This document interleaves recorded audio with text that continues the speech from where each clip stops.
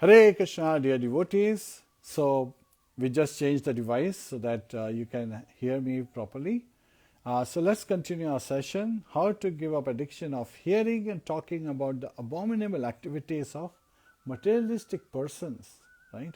And how to develop unflinching devotion, pure devotion for the transcendental activities and qualities of the Lord. So again, to please the Lord with faith and affection. तो इस तरह से जैसे हम अपनी जो बुराइयों को, अनर्थास को हटाना चाहते हैं और भगवान की शरण लेना चाहते हैं, ऑफ कोर्स अदौ श्रद्धा ताते साधु संग अथवा भजन क्रिया अनर्थ निवृत्ति स्यात्. So again, bhajan kriya, when we engage in devotional service, then the next phase is anartha nivritti. All bad qualities are washed away.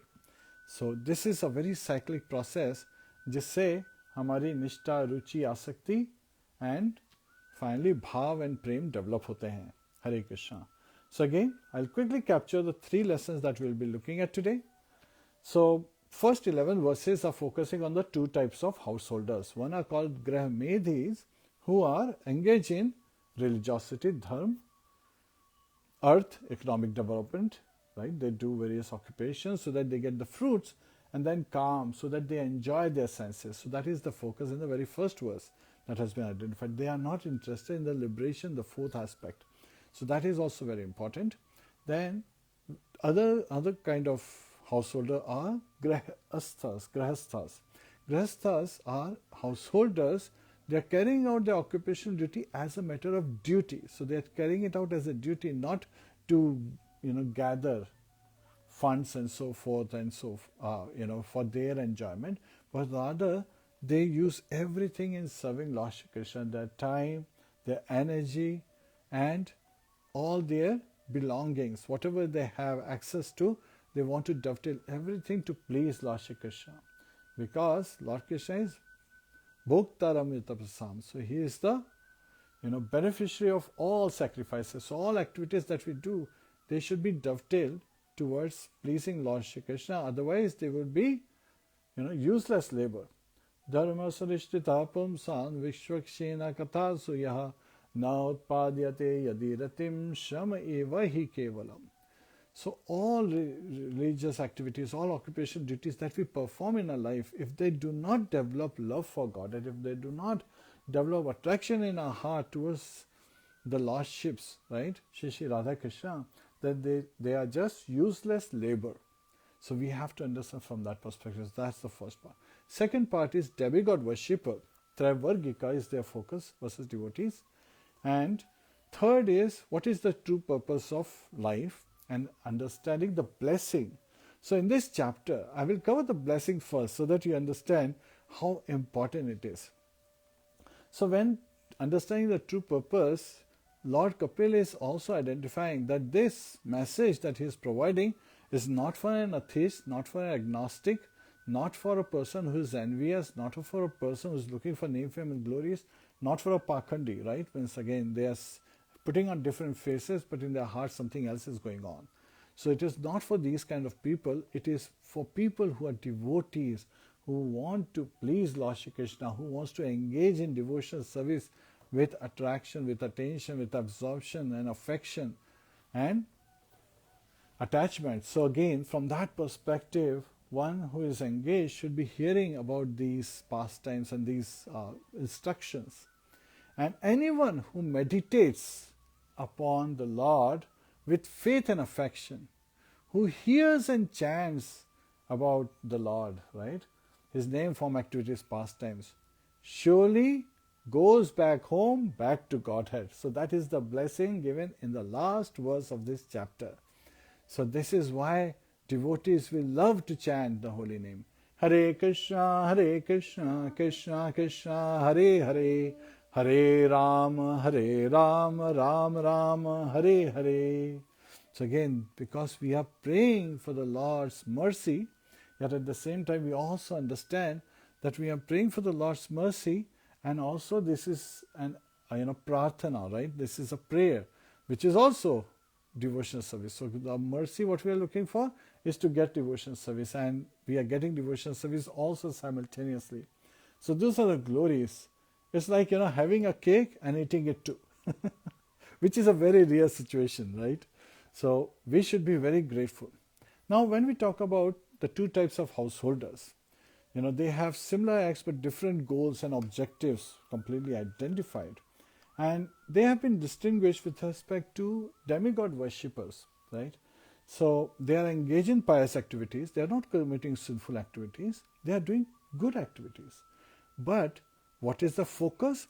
The mind, once again, the focus is the goals and objectives that they carry by performing these religious ceremonies, ritualistic ceremonies, is to gain, name, fame and glories and a comfortable life so that they can enjoy senses. So for sense gratification is their purpose. Their purpose is not to satisfy the Lord Shri Krishna. Actually, they have no interest in liberation. They want to stay in this material world very comfortably, and they encourage others around them to also live very comfortably and identify that to be the goal of life. And so they are in darkness, they are in ignorance. And so any activity other than pure devotional service bring mixed results. So such people, they are in constant anxiety.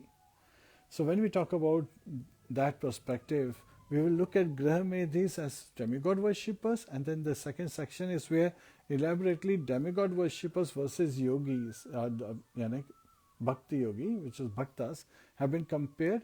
And then Lord Kapil also compares the Gyan yogis with bhaktas and the Ashtang yogis with bhaktas. He is identifying that actually all other yoga systems depends on bhakti yoga, while bhakti yoga is completely independent and does not rely on Jnana Yoga, Ashtanga Yoga, Karma Yoga, or any other variety of yogas that people, keep, coming up with.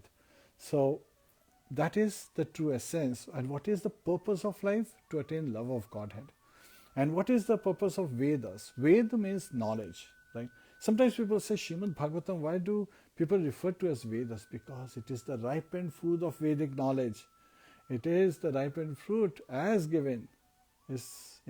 And Chaitanya Mahaprabhu says it is amulam, which is, it is faultless on top of that. And it has been spoken by Shukdev Goswami. Shuka means parrot. So if there is a mango that has been bitten into by a parrot, we know that that mango is very sweet.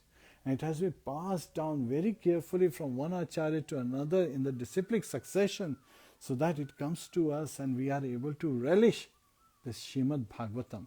And when we relish this ripened fruit of Vedic knowledge, it is also glorified as Nityam Bhagavata Sevaya, so that we can regularly relish and perform service at the same time and experience transcendental bliss in this very life, right now, right here, at this very moment. So these are some of the glories of, Lord's name, form, activities, pastimes, and Srimad Bhagavatam, which is literary incarnation of the Lord Shri Krishna.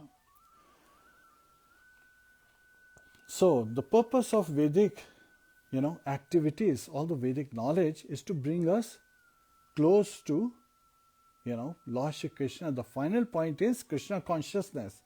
But of all successful Shravanam, Kirtanam, Vishnu, Smaranam, Padasevanam, all this process of devotional service, it is the best to free us from the matter, right, from the clutches of this material energy and establish us in a true position. Jivera Sarup Hoya Krishna Nityadas. So this description is given from 26 to 36 verses.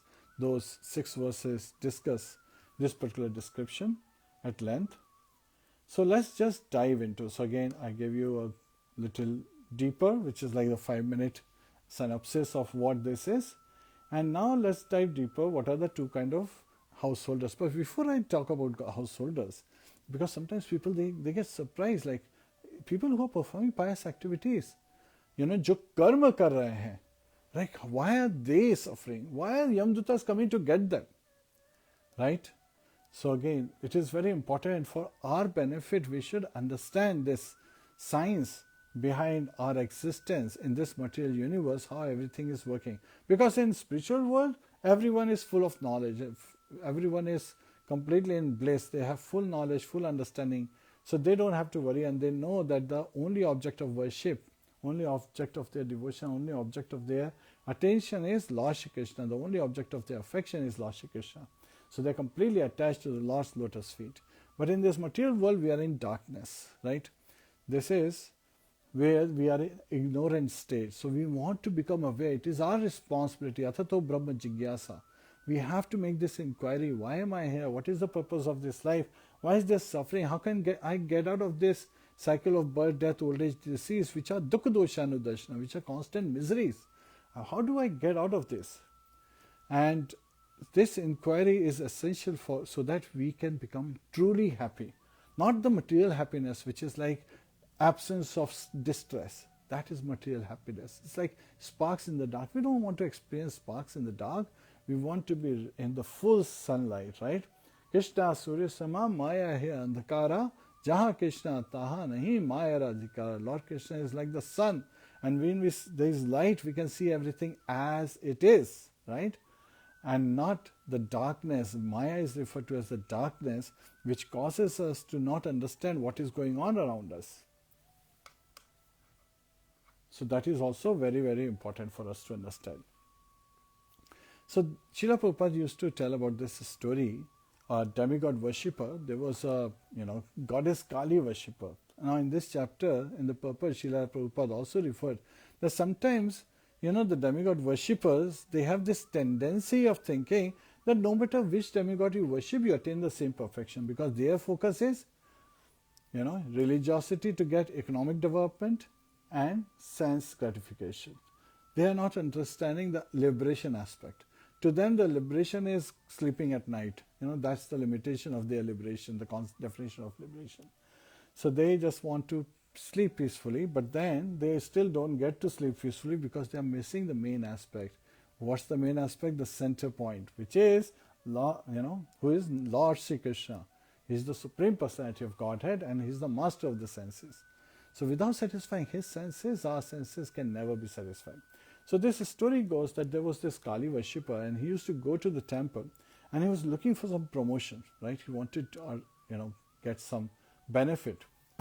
And in that state, what happened is, he, prays to Goddess Kali, that my dear Goddess Kali, please get me this, promotion, and I will, offer you a goat in sacrifice.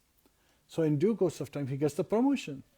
But then, after getting the promotion, he did not sacrifice the goat as he had promised. So one day, when he was, at the temple, Goddess Kali, she said to him, well, you asked me, for this, and I gave you what you wanted. Now, where's the goat that you promised? It's like, oh, it's so difficult to get a goat. Maybe I'll get you a pig. She said, okay, I'll accept a pig. Why not? Now, it's very interesting that such Kali worshippers, when they sacrifice the goat, they speak, there is a mantra they speak in the ear of the goat saying that I am killing you now and I give you the right to kill me, in the next life. But sometimes they just say it without realizing what they are saying in the ear, because that's the mantra. And they are actually putting themselves in that. So in the next birth, they will be born as a goat, and the goat will be born as the, person who will slaughter them. So, vicious cycle, isn't it? So here, he is saying, okay, pig, but he does not get a pig and sacrifice a pig for Goddess Kali. So one day, when she sees him, he says, you haven't even offered me a pig. At least offer me a fly. Then this demigod worshipper, the Kali worshipper, says, well, there are so many flies out there, why just you take one, So this is like the ungrateful attitude of demigod worshipper. Demigod worshippers are looking for goals and objectives for sense gratification. They are running after name, fame and glories and comfortable life. So either they are in mode of passion or mode of ignorance. They don't even rise or come close to mode of goodness. So that's also one important aspect. And this is where the flaw is. Then the second flaw in case of demigod worshipper is that they think that no matter what you do, you attain the same goal. Well, in this chapter, Lord Kapil Dev, he is telling, his mother, Devahuti, that this is a big misconception, and he elaborately goes into the depth of, that never happens. You cannot get, a ticket to Seattle and reach Florida because they are in different directions, different places. I'm giving a reference from US, and another reference from India is you cannot get a ticket for Kashmir and go to Tamil Nadu because they are two different places, right? Chennai and Shimla, they are two different places. So you have to get, when you get a ticket for something, you get that destination. Devan Deva Yajoyanti. In Bhagavad Gita, Lord Krishna says that those who are the worshipper of demigods, they go to the planets of demigods, right? And after their pious activities, the reactions are over for the pious activities, then they still have to come back. In this particular chapter, Lord Kapil is identifying that the demigod worshippers, by performing various kind of sacrifices, austerity and charity, they can rise up to the moon planet. Now, moon planet is one of the heavenly planets where, the residents get to taste the extraction of the soma plant, which is somaras, jise kehte hain. It's very nectarian, very tasty in, drinking. So they can get to drink that. But once their time is over, their pious activities, the reactions are over, then they have to still come back to this material world. So there is no escape from that perspective. So they're still caught in this vicious cycle. Now, second thing that is identified is that they are Ashtanga yogis. They can transfer themselves from two different planets. And when they are, transferring themselves to different planets, they try to meditate on the super soul, the Paramatma. But even they cannot escape this material universe, right? Why? Because they are meditating on the super soul, the Paramatma, who's one of the Purusha avatars, Shirodakshai Vishnu. And he is an expansion of Garbhodakshai Vishnu. And what happens is, such personalities, they have to stay here for the whole duration of Lord Brahma's life. So Lord Brahma's life is split into two prardhas. So prardhas are the durations. So the first 50 years and then the second 50 years of Lord Brahma. And so what happens is they are able to transfer themselves to Brahma Lok. And at the end of Lord Brahma's life, so there are two kind of dissolutions. Hare Krishna. There are two kinds of dissolutions. First is where Lord Brahma's day ends and he goes to sleep. At that time, Lord Rudradev, he annihilates all the lower planetary systems. Then the second dissolution happens is, so again, when Lord Brahma gets up after the first dissolution, he says nothing is there, so he starts creating again. The second kind of dissolution is when Lord Brahma's lifespan is over and, Garbhodakshai Vishnu, he is inhaling, he's, first he exhales, all the universe came into being. When he inhales, then all the universes, they also merge back into his body and through his life years. So again, they get absorbed, they get merged in his body. So that's the time of the death of Lord Brahma. And at that time, all the lower planets, including Lord Brahma's planet, is finished. And when Lord Brahma returns back home, so this is like most of the time, Lord Brahma, he is able to return back to the spiritual world. So those personalities who had come to the level of Brahma Lok, they merge into the body of Brahma and they get the destination that the Brahma is getting. So if Lord Brahma returns back to the spiritual world, then they return back. But if Lord Brahma is not able to return back to the spiritual world, they don't get to return back. Now when people say, wait a minute, Lord Brahma always returns back to the spiritual world. Not true, because Acharyas explained this very clearly, that the first position that we living entities, when we fell down from the spiritual world into this material world, the first position we got, because of, again, there are two different categories that are there. Sometimes Lord desires living entity to go and perform a specific mission. So and that is an example of Jai Vijay. They are coming in, after being cursed by the four Kumaras, and they are coming in to do various, they take 3 birds each, right? First as Hiranyakashipu and Hiranyaksh, second as Ravan and Kumbhakaran, and third as Shishupal and Dantavakra. So that is like Lord's mission and Lord's permission granted activities. Second is when the living entity, itself, when the in the spiritual world becomes envious of the personality of Godhead and says everyone is putting Lord Krishna in the center. I want to be in the center. Well, in spiritual world you cannot be in the center, so you become the center when you are sent to this material universe. In the first position that such a living entity is given, even before giving the position, they show that there is so much misery in this material universe. But then, in the spiritual realm, the living entity has all the potencies because Lord is willingly sharing everything that he has, right? All his fortune. So living entity is qualitatively, very powerful as well. So he says, oh, Maya cannot, catch me because I am so powerful. Does not know that the influence of mind, the material and the world is so strong. So the first position, this living entity, when he comes to the material world, is that of Lord Brahma.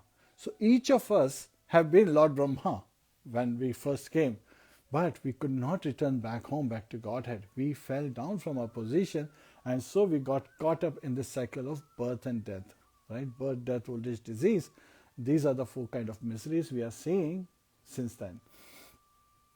And now we need to understand it properly that, as a demigod worshipper, if we are only focusing on these, right, religiosity, economic development, and then sense gratification, then we will be constantly caught up in this material world. We have no way to get out. Even for Ashtanga Yogi, it is not possible. Now, what about Jnana Yogi? Bahunam janmanamante jnanvam mam prapadyate vasudeva sarvamiti sa mahatma sudurlabha. Lord Krishna reveals in Bhagavad Gita that after many, many births, a Jnana Yogi, right, is able to come and take my shelter. And such Jnana Yogi who is taking my shelter is very rare. Right? First of all, not all Jnana Yogis get to take the shelter. So Jnana Yogis are looking, they are impersonalists trying to merge into Brahman, and they're thinking that is the goal. And then in 12th chapter in Bhagavad Gita, the 5th verse is where Lord Krishna is saying why it is so difficult. Kleshyo adhiktaraste sham avyakta sakrita chetasam avyakta hi gatir dukkam dehvad vyapyate. So for an embodied being, right, we have this material body made up of gross elements, earth, water, fire, air, ether. It is very difficult to see that which is not manifested, right? So to see one which is, to one who is not manifested like Brahman is very, very subtle. It's more subtle than the sky, and so cannot be experienced. So it is very difficult to experience. And finally, we have to come to the level. So again, a Jnana Yogi has to come to the level of Bhakti Yoga. Bhakti Yogi, so that they can understand. So that's why it is very rare for Jnanis. And Srila Prabhupada, when he was being asked, what happens to the Jnana Yogis who merge into Brahman? So again, they are thinking that, Jagat Mithya, Brahma Satya, right? So that is from the Vedas, this is coming. But they misunderstand, they don't understand that the aspect that's referred is that this world is a temporary world. It is not false, right? It is constantly transforming, it's constantly changing. Just like we have this body which is constantly changing.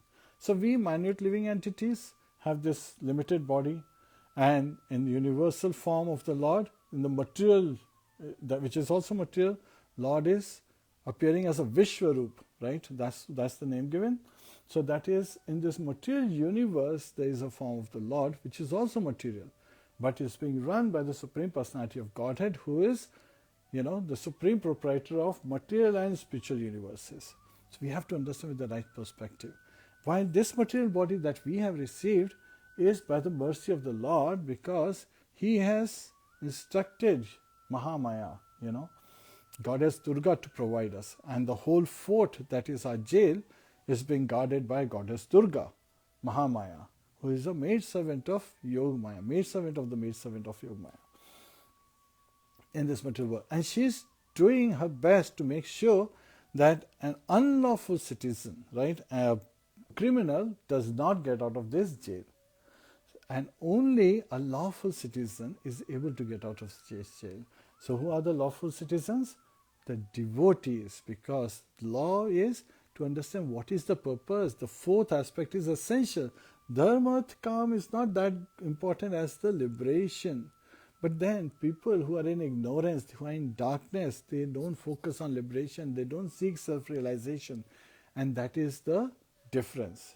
Now it's very interesting that when Lord Kapil, he is identifying about the nature of Grahastha versus Grahamedhi, he is telling their characteristics, because Grahamedhis are the householders who are seeking sense gratification, economic development, not knowing and ignorance what is the purpose of this life, just want to be comfortable, and they tell that this is the goal of life. Everything is around sex, money, and name. So that is their focus, picking up one after other, upadhis after upadhis. And here the devotees are sarva upadhi vinirmuktam tat paratvena nirmalam rishikena rishikesha sevanam bhakti ruchyate. So devotees are giving up all kind of upadhis and understanding that our true constitutional position is eternal servant of Lord Shri Krishna, and engaging all the senses in pleasing Lord Rishikesha, the master of the senses, and that is the true service, that is the glorified service, and so they experience transcendental bliss. So the grahasthas, and now again, grahasthas, the wives are called grahini. So grahini means the owner of the house. So the wife is always the owner of the house. Grahastha is just a householder, he is residing there.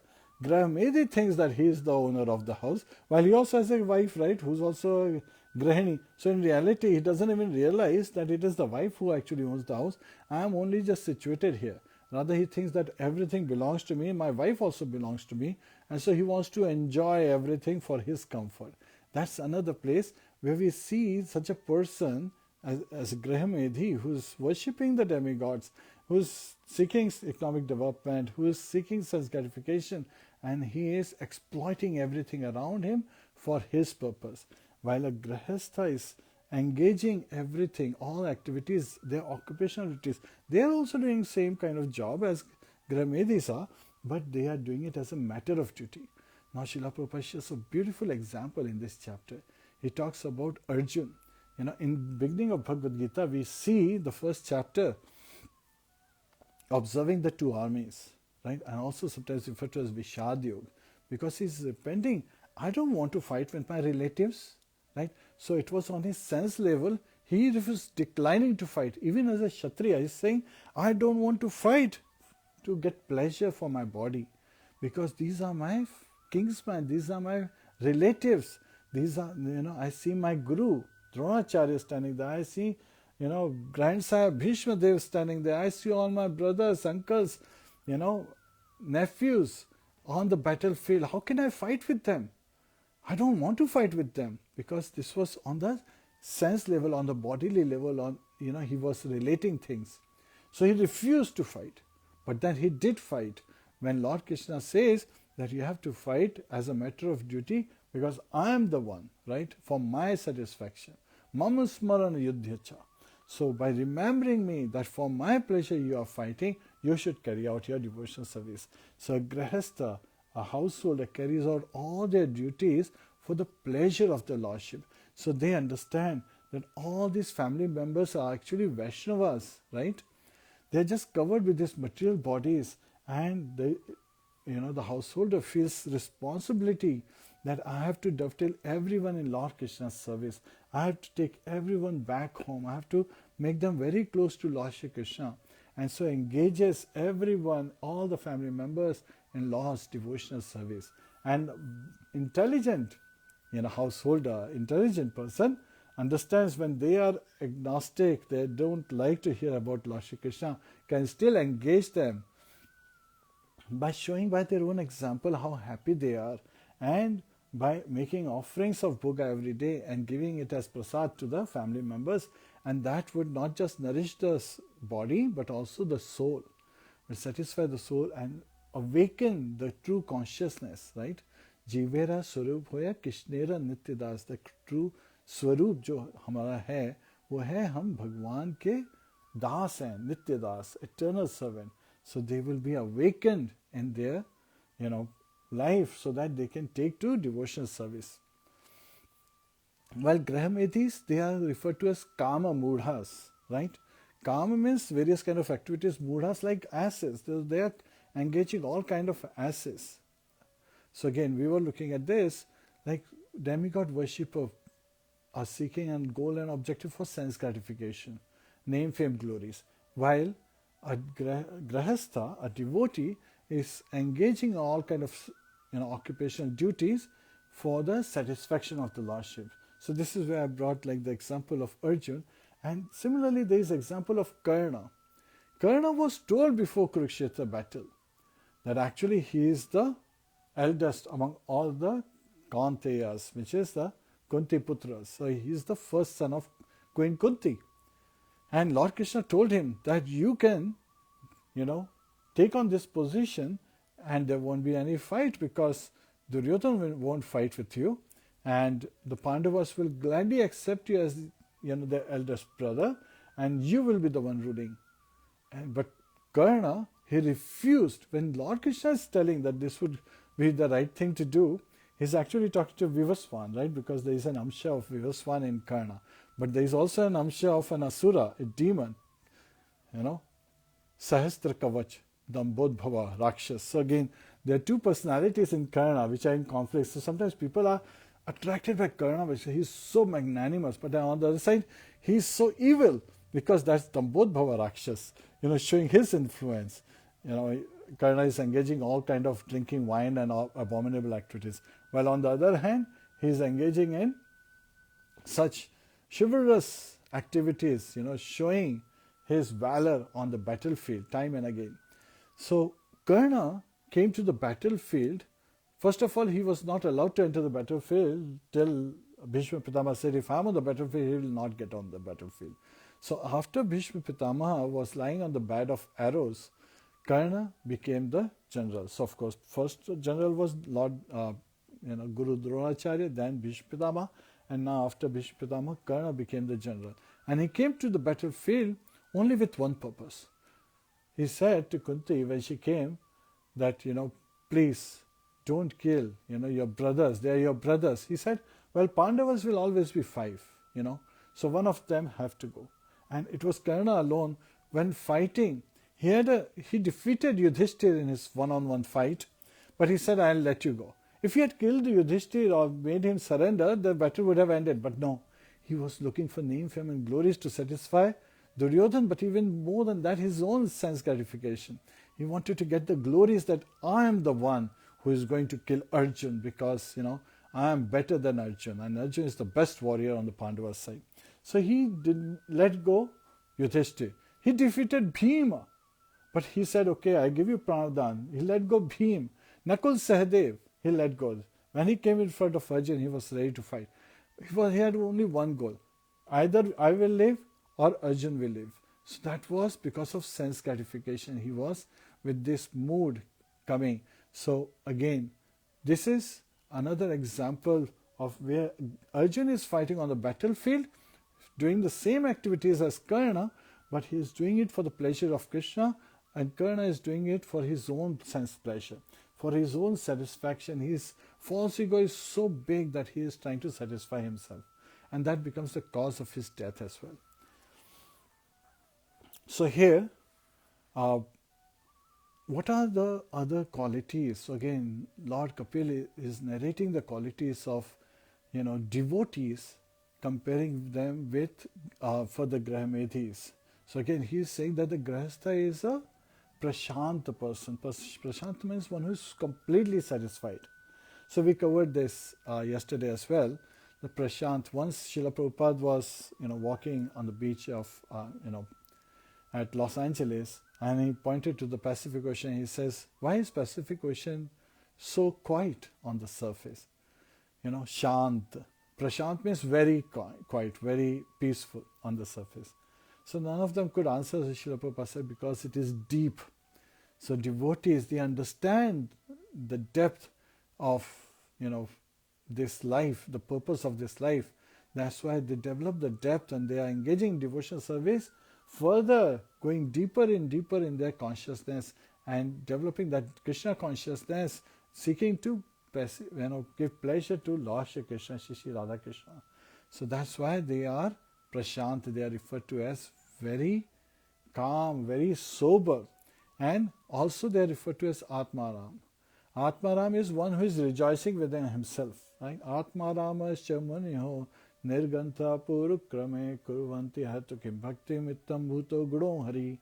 Atmarams, the one who is, self-realized, self-satisfied, is constantly engaged, means he is attracted. So Lord has such wonderful qualities that he also attracts the ones who are self-realized, self-satisfied, and they engage in his devotional service. So in this way, they are completely free from sense gratification. And there is another word, Niha Sangha. Sangha refers to association. Now in this material world, if you are engaged in devotional service, then you become free of the association of material modes. You transcend the three modes of material nature. So that's why the devotee is also said to be Nisanga, which is they are free from the clutches of three modes of material energy. And they have pure consciousness. They have Shuddha Chetasaha. Shuddha is pure, Chetasaha is consciousness. And Krishna consciousness is Shuddha Chetasaha, because it is devoid of all kind of sense pleasure, but rather seeking to pacify the master of the senses, Lord Rishikesha. On the other hand, let's compare Grahamedhi, who is seeking, engaging in various kind of sacrifice, charity, and religious ceremonies and austerities, but focusing for sense gratification, for economic development, running after name, fame, and glories. Such a person is always anxious, right? Because he is staying at the animal level, right? What is that animal level? Eat, sleep, mate, defend. Those are the four activities that animals, they have to eat. So, of course, to sustain the body, we also have to eat. But that becomes the main focus. They want to eat all kind of, tasty things according to them, but they are abominable things. Srila Prabhupada gives the example of a hog, a pig, right? A pig eats stool. If you give it a nice, serving made out of milk and ghee, it will not touch it. It will think that this is abominable. While this is the nice food stuff, but pig is happy with eating, stool. Then the second is sleep, to recharge the body. We all have to sleep, but these are the animal level needs of the body. These are the needs of the body, not of the spirit, not of the jiva, not of the living entity inside the body. So you are taking care of the car, you are taking care of the cage, but the bird inside the cage is hungry and thirsty and is dying out. So they are engaged in sleep, make nice arrangement to sleep very comfortably. And then mate, entertainment. They are seeking various kind of entertainments, not understanding that actually Krishna consciousness is a perfect program for recreation.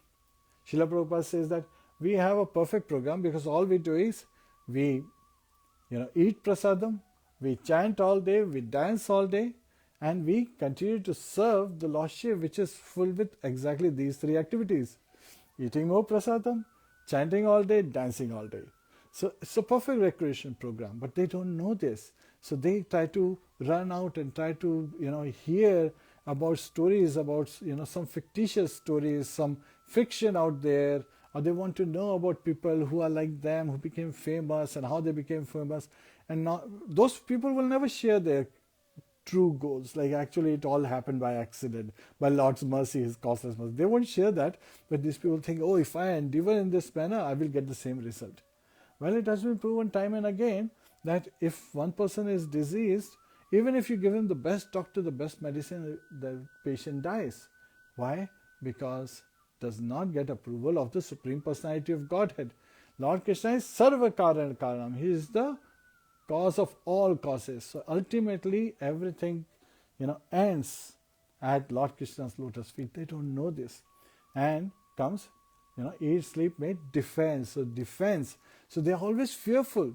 They're fearful about their belongings, they're fearful about their relationships, they're fearful about their very existence. So they can't even sleep properly at night. They are constantly spending hours and hours trying to manage things. While devotees, they are constantly having taken shelter of the Lordship, they leave everything on the Lordship while performing their duties, right? So they do perform their duties. Demigod worshippers, another thing that they do is they perform this pindas so that forefathers bless them. Now, this is where it's very interesting. Again, Srila Vishwanath Chakravarti Thakur in his commentary talks about this particular aspect, that they are, pacifying the demigods and the pitras, right, the forefathers, by doing pindadan, right? Grahamedhis, yeah, the householders who are seeking sense gratification, the demigod worshippers. So they are doing this so that, they get blessings from the forefathers. But in reality, after the duration, they will go to the place of forefathers and they will take birth in the same family. Now, the cycle of birth and death, Lord Kapil has mentioned. In this chapter, he mentions that such people who are, engaged in these activities, they take birth in the same family because they are engaging in that worship. So they take birth in the same family later than, much later. And also, how can that be true? So again, in the commentary, it is very nicely described that in Bhagavad Gita, Lord Krishna reveals this. Yam yam vapi smarad bhavam tajyantanta kalevram tam tam evati kanteya sadatad bhava bhavita. Yam yam vapi smarad bhavam. Whatever one thinks continuously, right? Tajan anta kalevram. At the last moment of their life, whatever is one thinking, that's the destination they attain. Right? Sadatad bhava bhavita. So that's what they attain. Now, when we look at it, that a person surrounded by the family members, thinking that I'm missing these family members, can't even speak, ghora sound coming. Yamdutas come, they pull him out, they take him to Yamlok, give him all kind of punishments, sends him into an animal yoni, becomes a dog, becomes the guard for the same family. It becomes another kind of living entity around the same family. When it gets the human birth, that's also coming as a descendant in the same family, right? Now, on the other side, because that was the last moment he was surrounded or she was surrounded by the family members. That's what is happening. That's why they're coming back to the same family member. Srila Prabhupada talks about this particular in another purport, that, on the battlefield, if they are, fighting. So I was amazed when I read this, so I wanted to share. What happens is, like, say, for example, there is a fight on the border of India and Pakistan, right? So the soldier is fighting on the Indian side. So the soldier is fighting, and the last moment, as he is killed by the bullet on, from the other side, he's thinking that this person, I will take care of him, right? But he's thinking that, I will take care of this Pakistani soldier, I'll kill the Pakistani soldier. He's at this last moment constantly, heavily concentrating, thinking of the soldiers on the other side. So at that time, their mind carries them and they are born in Pakistan in that case. And because they were soldiers from their natural propensity, they again become soldiers, right? So now the Pakistani soldiers, they are growing up thinking of Indian soldiers, and the battlefield, when they are killed, they're thinking that, oh, I'll take care of this Indian soldier, next time if I get chance. Since they are so much absorbed in thinking of the opposite side, they take birth in India. Now Pakistan and India and Pakistan, the cycle continues. It's ridiculous. So why would you want to get into this vicious cycle? Rather, just simply take to the shelter of Lord Shri Krishna and engage in devotional service so that you can come out of this cycle of birth, death, old age, disease. Right? You can break away this Ferris wheel structure and come completely out. Now, sometimes people say, what about Ashtanga yogis, right? So, Ashtanga yogis, chapter 6 of Bhagavad Gita, in the last verse, Lord Krishna is revealing to Arjuna who's the best yogi.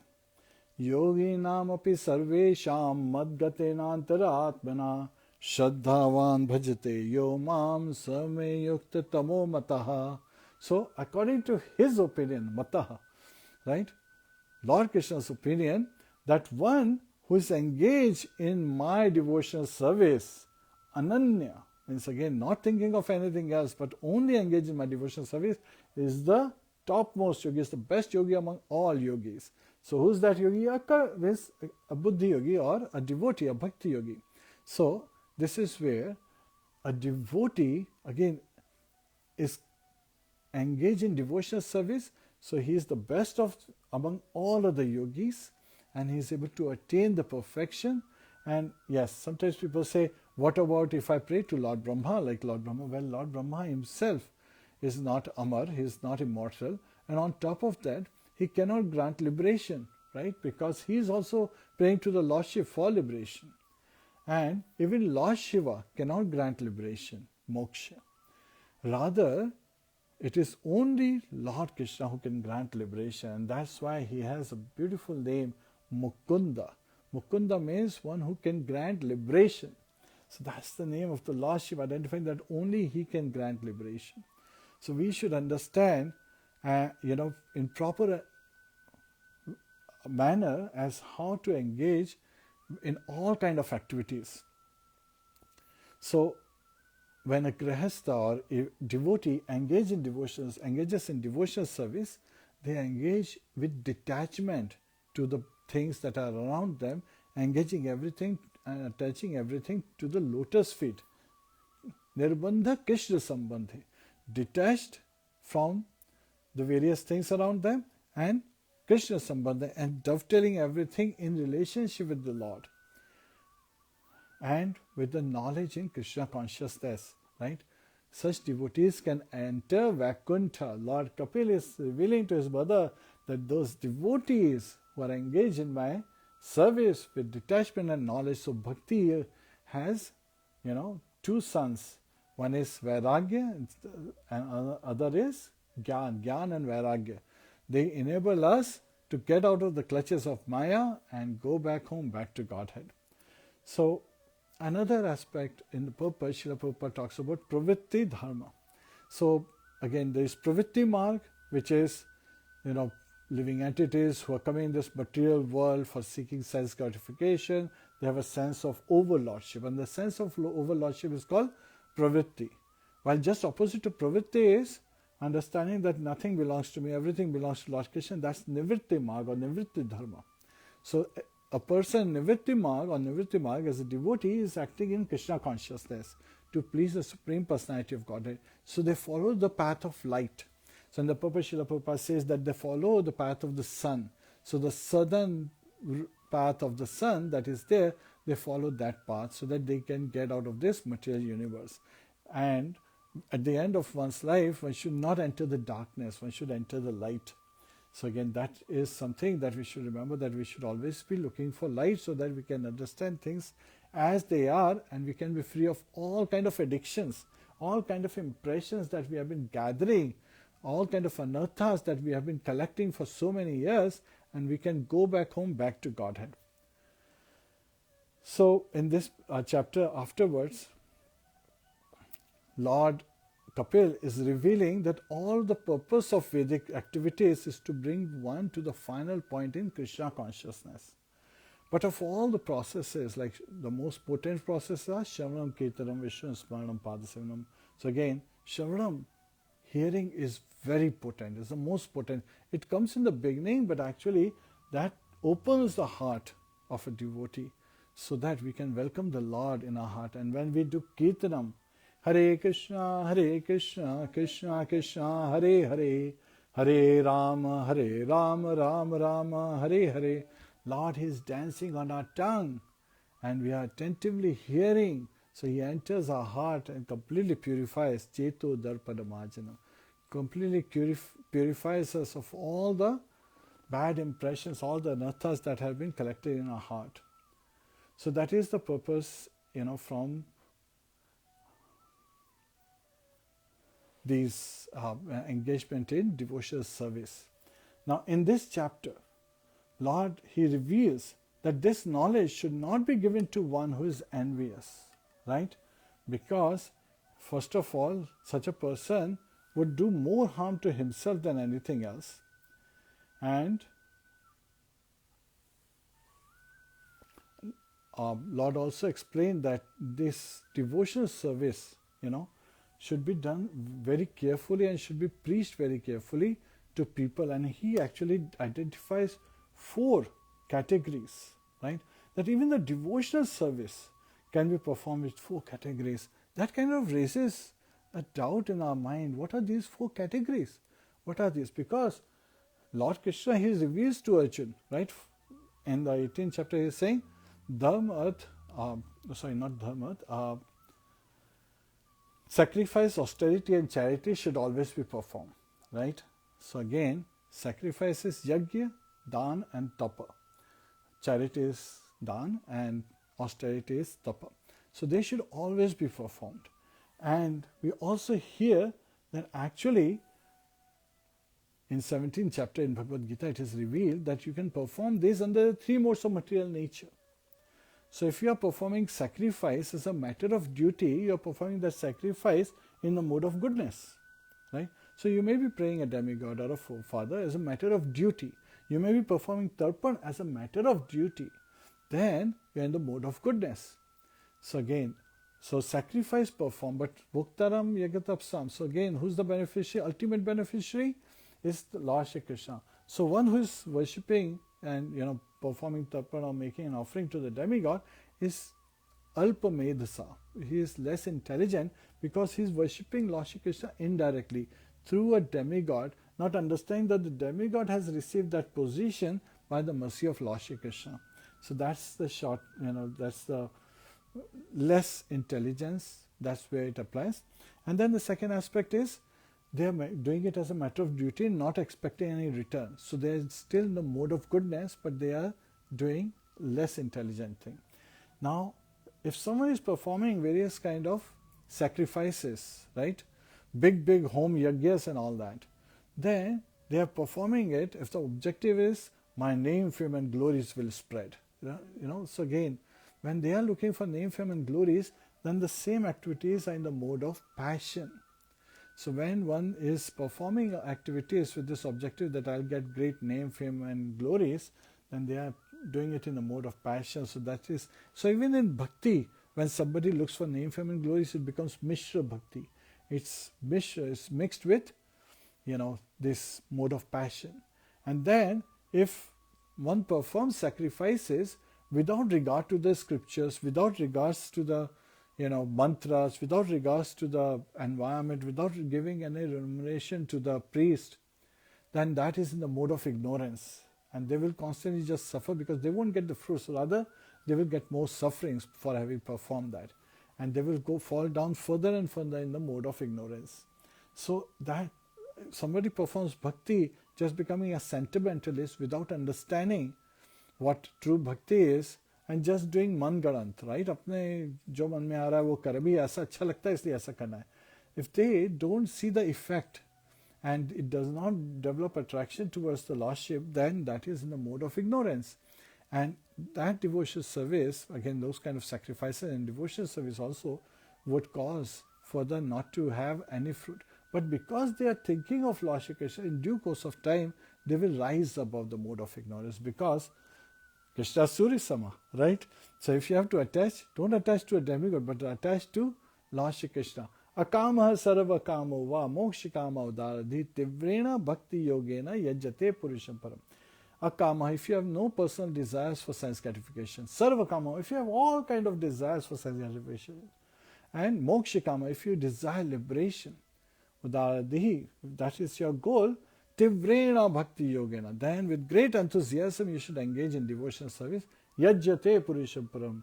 And perform yajnas and various kind of sacrifices for the Supreme Personality of Godhead, Lord Shri Krishna.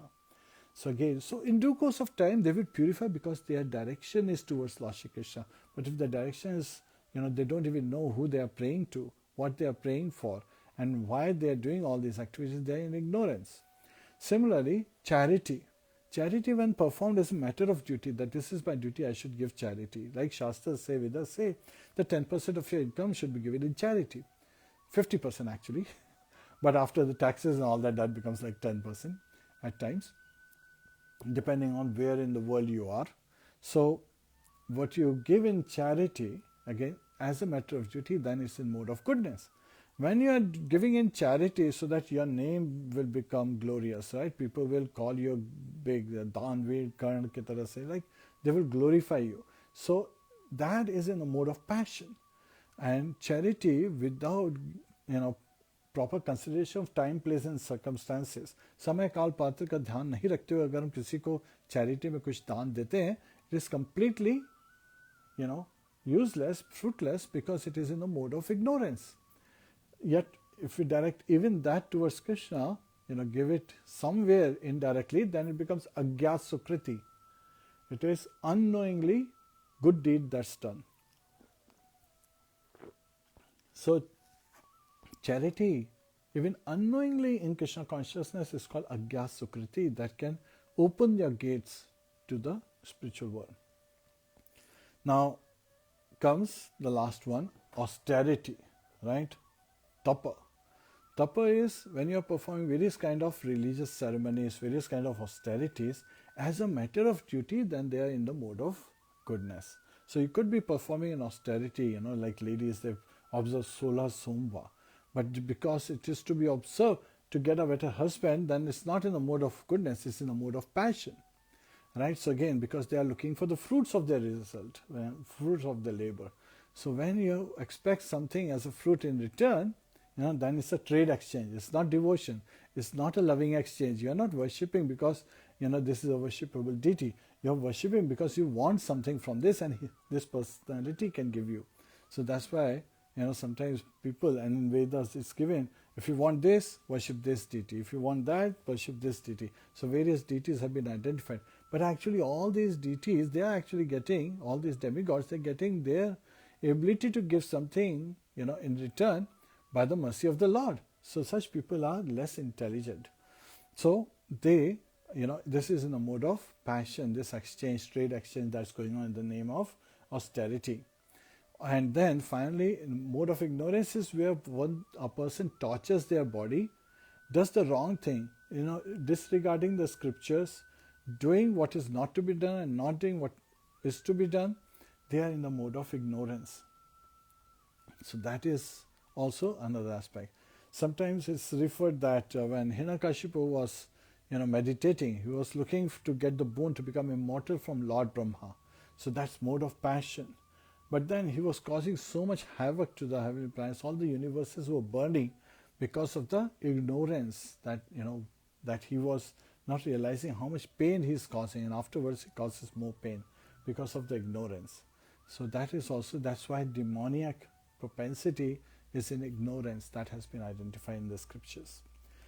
And when we talk about duties versus name, fame, glories versus disregarding the Vedic injunction, that's where the distinction is: mode of goodness, mode of passion, mode of ignorance, and sattva guna, rajaguna, and tamoguna. And when someone executes all their activities in the proper manner as a matter of duty to please Lord Shri Krishna, then these are called austerities of all activities can be performed three ways: mind, body, and words. So with mind, again, so when we talk about the body, what is the austerity of body? Austerity of body consists of worshipping the Supreme Lord. Deva Dvija Guru Pragya Pujanam Shacham Arjavam Brahmacharyam Ahimsa Cha Shariram Tapa Uchyate. So the austerity of body consists of worshipping the Supreme Lord, the Brahmanas, Dvija, right, the twice borns, and Guru, the spiritual master, includes both initiating and instructing spiritual masters, and Pragya, right, the superiors like father and mother and the family, and Pujanam, of course, worshipping them, and Shacham.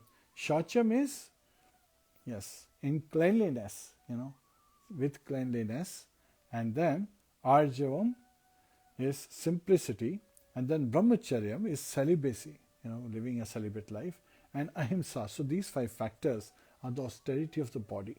Now what is the austerity of speech? So, Anudvega karam vakyam satyam priya hitam chayat swadhyaya bhasanam chaiva vanamayam tapa uchyate.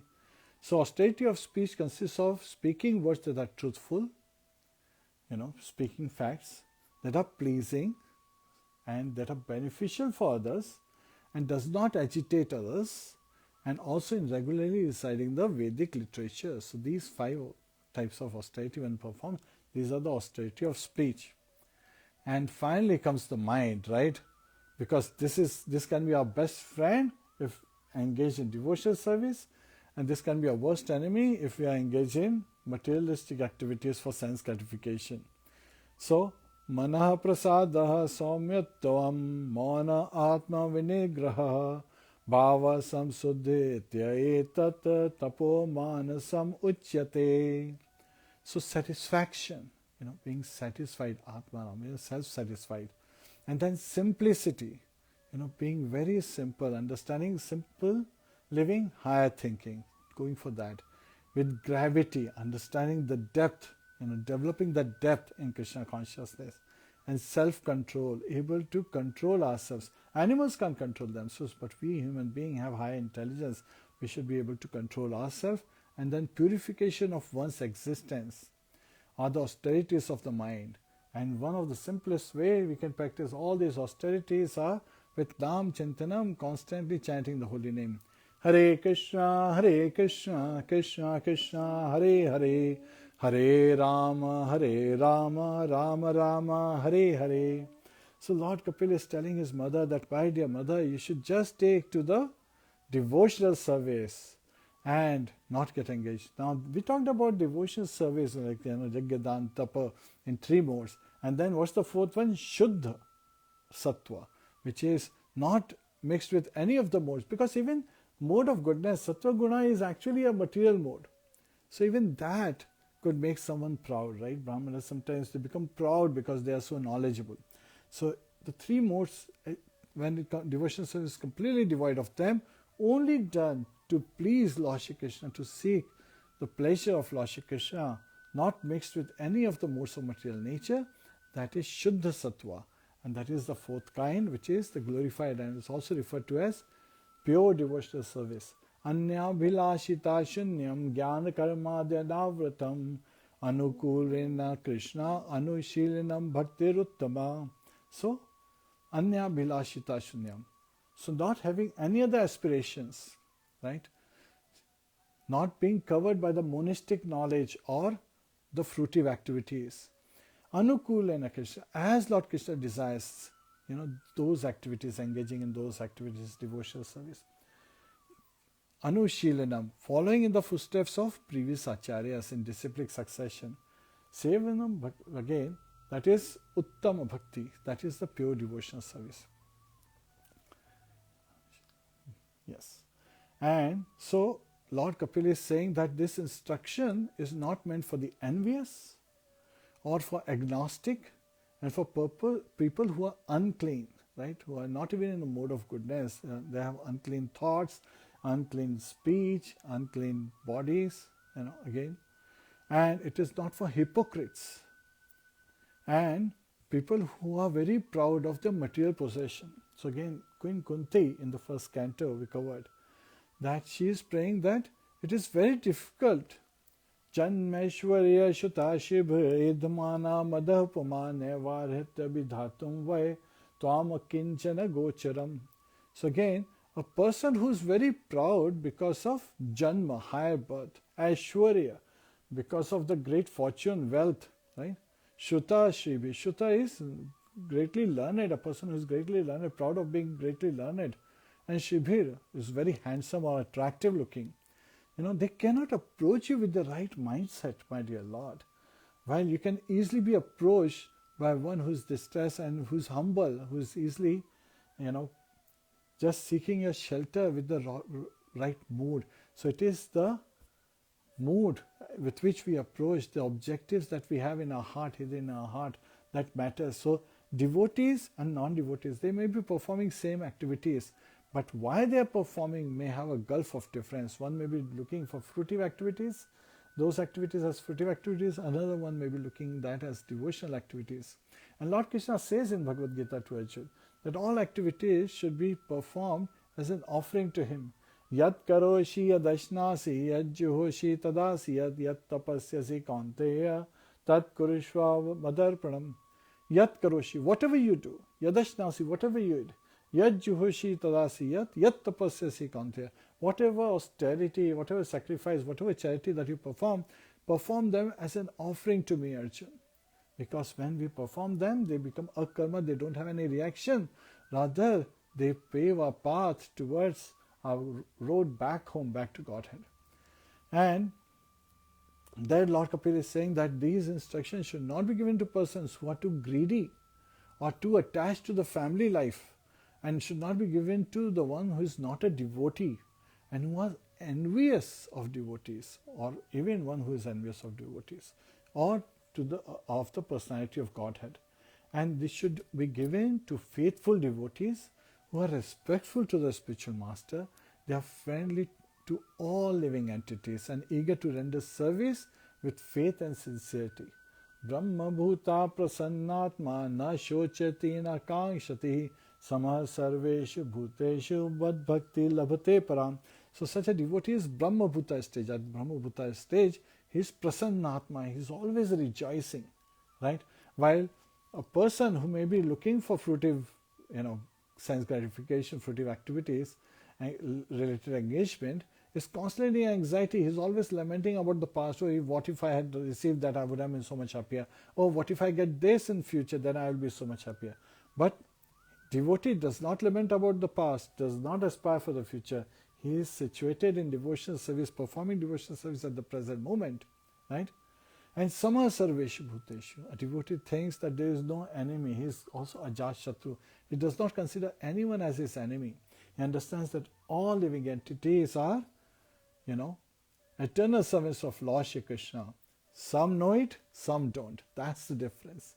And so, a devotee with equal vision towards all, mad bhakti labhate param, Lord Krishna is saying, is constantly engaged in my devotional service as the main, purpose. All activities are dovetailed in pleasing Lord Shri Krishna.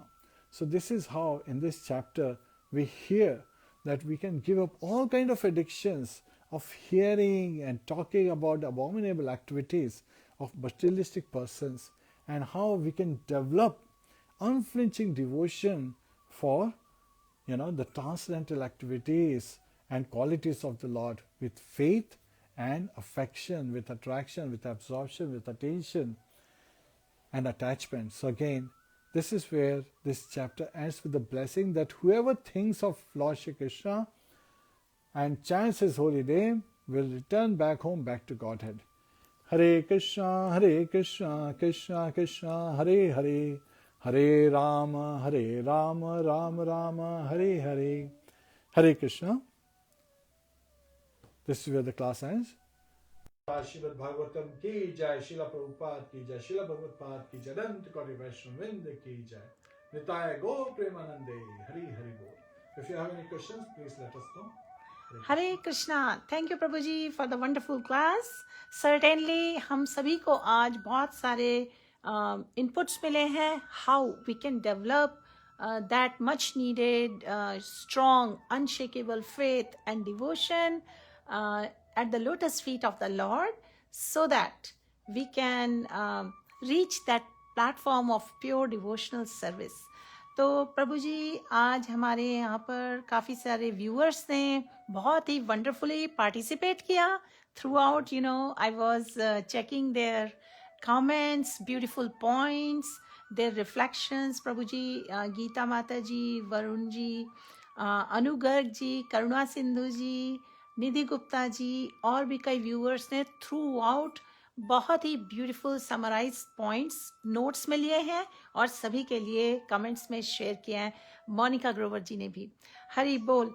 So dear viewers, इस वक्त अगर आपके कोई questions हैं, Prabhu ji, I have recorded 2 questions. One question is by Geeta Mataji, one is by Monica Mataji. Both of them have asked one question. I will read out to you.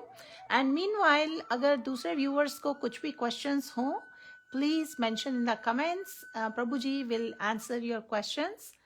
So let me read out the question, Prabhuji, and then I'll attach the microphone and you can answer the question. So Prabhuji, when you were giving references from Bhagavad Gita, so Geeta Mataji ne question kiya tha. Mataji, Prabhuji, can we say that the whole purpose and concept of the battle at the Kurukshetra is a mirror of the dualities of us, human beings, in this material world?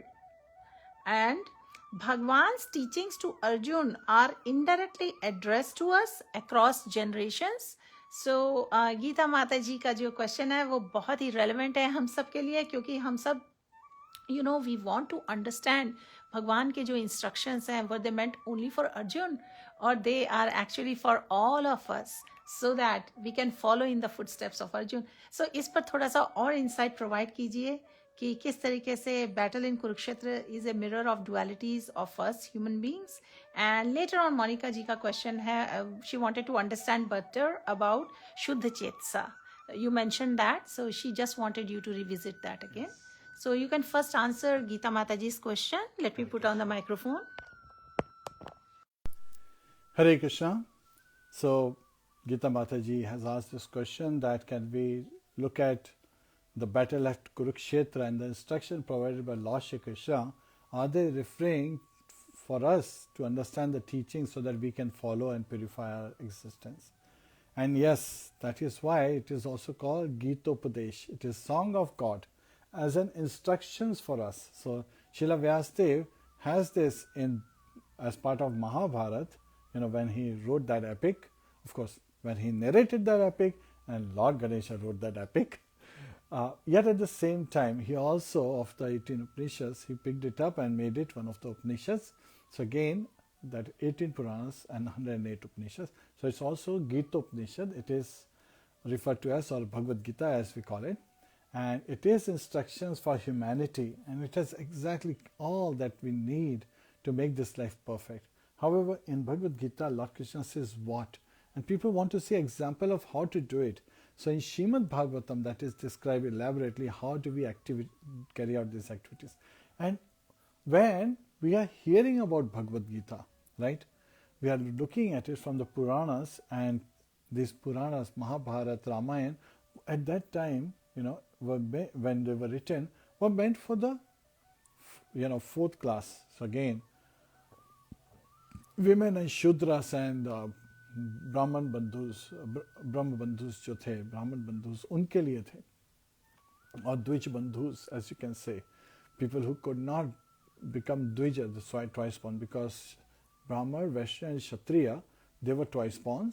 Shudras and sometimes the relatives of Brahma, Vaishya and Kshatriyas, they could not, get the second birth, which is getting the initiation and so forth.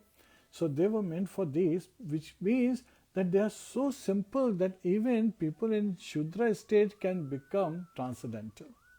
That is the glory. So yes, it is meant for complete humanity, and especially for current times, because it is said, Kala Shudra Sambhava, that in Kali age everyone who is born at that stage. So these literatures are meant for us. When you get you get a car or you get a machine, you buy something, then it comes with a manual. But when we were born, there was no manual there, right? So this Bhagavad Gita is that manual. So when we take to Bhagavad Gita, it is that manual, and Srila Prabhupada called it as it is. Bhagavad Gita as it is, as Lord Krishna intended. Yatha Roop, Tatha Bhav, right? So as Lord Krishna intended, so the translation has been made by Srila Prabhupada for us to understand the true teachings of Bhagavad Gita, so that we can, practice it in our life and make it sublime, make it, filled with eternal bliss and transcendental happiness. So that is the purpose. Hopefully this answers your question. And then the second question was Shuddha Chetasaha. Monica ji asked regarding Shuddha. Shuddha is pure, Chetasaha is consciousness. So purified consciousness. So again, a devotee gets Shuddha Chetasa. So again, he has Shuddha Chetana. So that's why he is referred to as Shuddha Chetasa. And Krishna consciousness is that Shuddha Chetasa, because it is directly aligned with the desire of the Lord. Jivera Surupoya Krishnera Nityadas.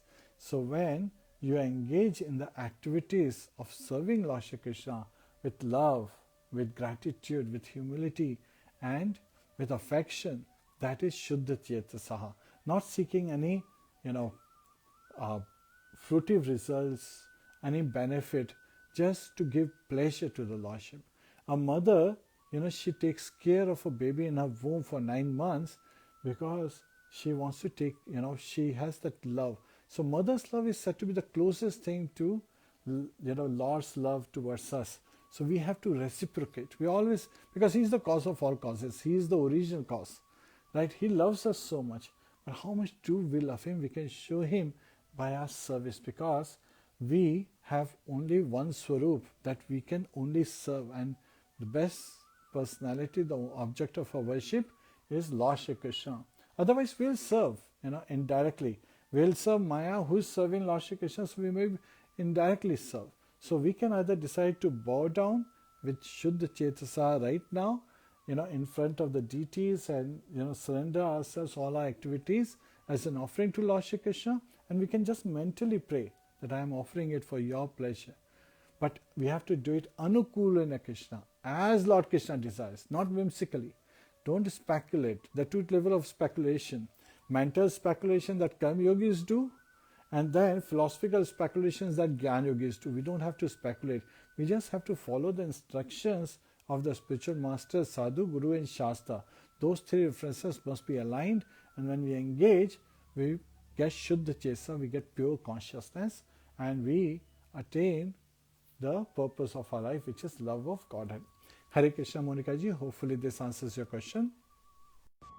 Hare Krishna. Thank you Prabhu ji. आपने गीता माता जी का और मोनिका माता जी के questions के बहुत ही insightful response दिए हैं. So Geeta Mataji is saying, thank you very much for the most interesting explanations. It's really amazing how much foresight there is in our scriptures. So Prabhuji, there is one more question. Do we have time? Yes. Okay. Karuna Sindhu Prabhuji is asking, how can we overcome addiction of movie watching even after knowing this bhakti philosophy if it is not going away?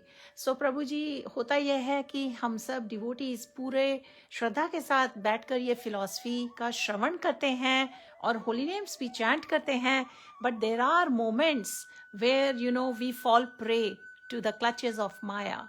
सो इनका जो question है बहुत ही relevant है, क्योंकि still many times these challenges are there. So kindly if you can explain what steps we can take or what can help. Hari Bol. So yes, sometimes people have various habits, right? So what we can do is we can dovetail those habits towards Lord Shri Krishna, and then we can get purified. If you like to watch too many movies, maybe you want to watch the Darling of Vrindavan, the Warrior. Again, Mahabharata episodes are there, Ramayana episodes are there. You can watch these where you develop automatic attraction, and you're constantly absorbed in thinking of Lord Shri Krishna and his devotees, Lord Ramchandra and his relatives, his devotees. Even Ravan and Kumkaran means, again, they are Jai Vijay, right? So they are also devotees of the Lord. So indirectly, you can trick, just like you use a thorn to take out a thorn.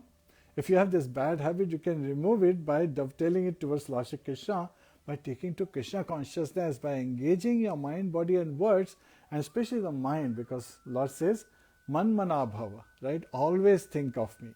So you can constantly engage yourself. You can trick your mind in engaging in devotional service by using the media of movie watching, by watching, about Lord Shri Krishna, or by watching videos, hearing lectures of Srila Prabhupada, right? The Acharyas have given so many commentaries. Srila Prabhupada has over 1,000 lectures online. You can hear those lectures. There's Vani Media now, which has very small 5-minute to 2-minute sections and so forth. So again, you can listen to the lectures and understand about the philosophy, while at the same time satisfy, get that adrenaline rush or whatever the people want to feel by having watched a movie.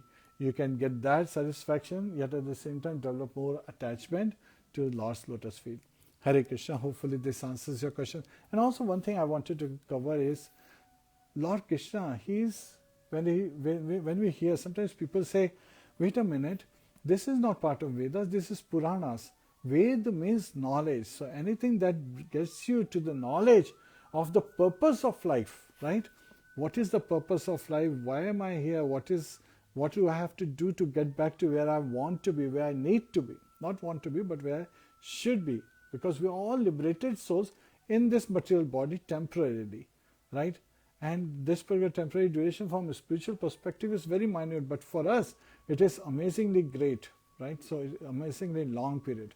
So Lord Krishna, when he says Sarvasya chaham hridi sannivishto matta smritir jnanam apohanam cha Vedeshcha sarvairahameva vedyo vedant kridved videva chaham Sarvasya chaham hridaya sannivishto. I am seated in every living entity's heart.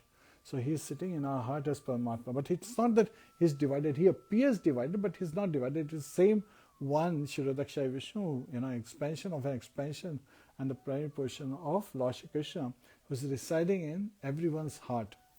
Right? And from Lord Krishna comes Smriti Jnanam Apohanam Cha. Remembrance. So if you want to forget about Lord Shri Krishna and engage in lordship, lording over this material nature, he makes us forget our relationship with him, so that living entities can engage in all kind of fruitive activities, trying to lord over the material nature, but actually they become Godas, not Goswami. And remembrance, when we want to serve Lord Shri Krishna, when we understand the purpose of our life, then he gives us the remembrance from within our heart, so we can serve him. And Jnanam, knowledge, with that lamp of knowledge, he can brighten up our heart, our consciousness, right?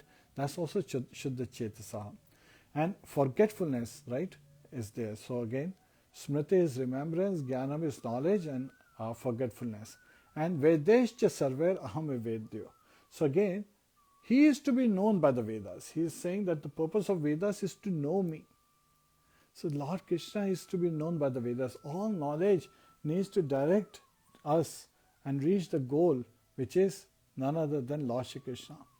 And he is the one by all Vedas who is to be known, and also he is the compiler of the Vedas. Srila Vyasadeva compiled the Vedas, who is also referred to as literary incarnation. Yes, Srimad Bhagavatam is also called literary incarnation, and Srila Vyasadeva is also called Ashakta Veshavta, literary incarnation of Lord Shri Krishna. And he is the knower of the Vedas, right?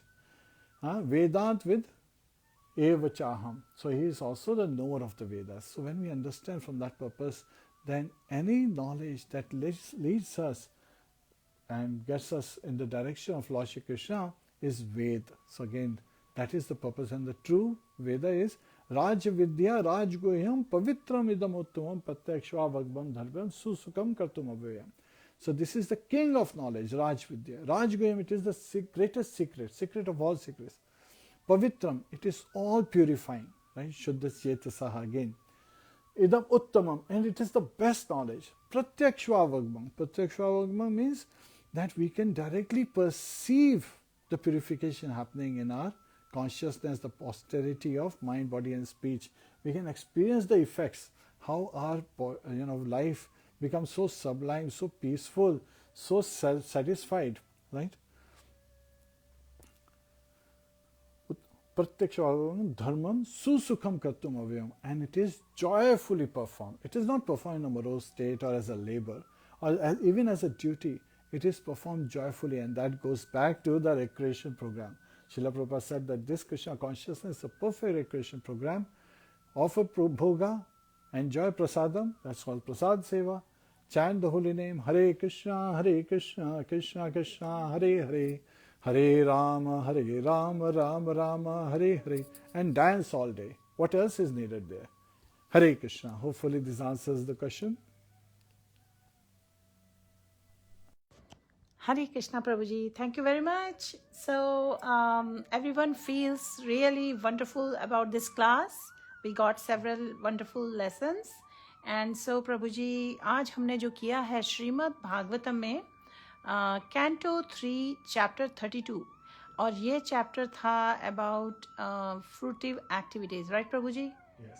So eventually the lesson which we are getting through all different teachings is whoever meditates on Bhagwan with faith and affection, hearing and chanting, यानी कि श्रवणम and कीर्तनम के साथ, they surely come to the platform of pure devotional service, because स्वयं भगवान ने कहा है अपने assurances में और अपनी teachings में that is the sure way to go back home, back to Godhead. So thank you so much. I think we can end the class now. There are no more Hare questions. Krishna. Gatha Srimad Bhagavatam ki jai, Srila Prabhupada ki jai, Srila Bhagavad ki Janant Koti Vaishnavrinda ki jai. Nitaya Go Premanande. Hari Hari Bol. Om Tat Sat. Hare Krishna.